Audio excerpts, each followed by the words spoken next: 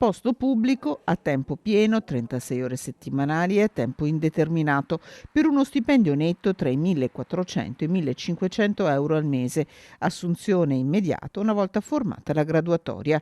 Eppure a Tombolo, comune di 8.350 abitanti, al concorso indetto alla ricerca di un istruttore tecnico, ai termini fissati per il 1° maggio si sono presentati solo in 3. Abbiamo pensato di aprire anche ad un concorso, questo è un concorso di C tecnico, confidando anche nella voglia dei ragazzi di trovare un collocamento sano, giusto e anche qualificato in un ambiente anche protetto. Apriamo questo concorso e al lunedì, che era l'ultimo giorno, c'era una persona che si era iscritta, poi sono arrivate a 3, ma un concorso ha dei costi perché le nuove normative possono portare a far costare un concorso anche 4-5 mila euro e non si può pensare di indirlo per 3 persone. I termini sono stati riaperti con scadenza 18 maggio. Per la partecipazione servono un diploma o una laurea tecnici. Tutta inserita la strada della ricerca del personale per i comuni di medio-piccole dimensioni, dove il ricambio generazionale è una necessità, spiega il sindaco Cristian Andretta.